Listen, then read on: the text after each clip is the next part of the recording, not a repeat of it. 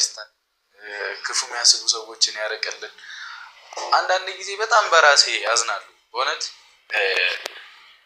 እኔ እንጃ ሰው እያመንን እኔ አሁን በተለይ በጣም ሰው አምናለሁ።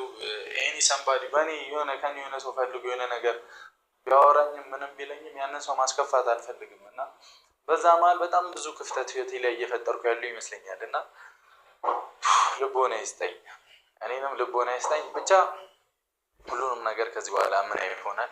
ለማንኛውም ለቅመምዬ አበባ አዘጋጅተናል። እዚህ ጋር ግብድዬ ጎረምሳ አይታችሁታል።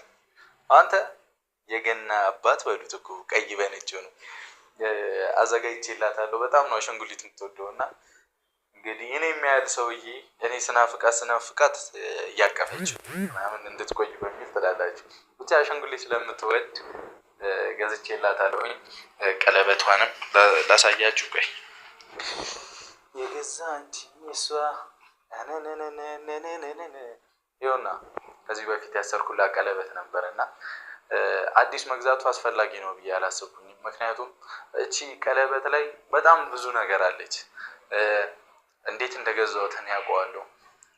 እንዴት ብቻ ብዙ መስዋዕትነት የከፈልኩባት ቀለበት ስለሆነች እቺ መተው አልፈለኩኝም እና ድጋሚ ሀይሚ ላይ የምናየው ይሆናል ይህንን ቀለበት ማለት ነው። እንግዲህ ቅመሜም ሰከን ብላልኝ ተረጋግታልኝ እንደምትመጣም ተስፋ አደርጋለሁ።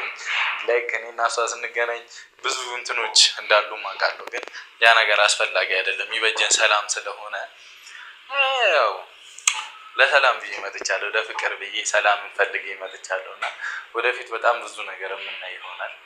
እሺ ፋሚሊ በእውነት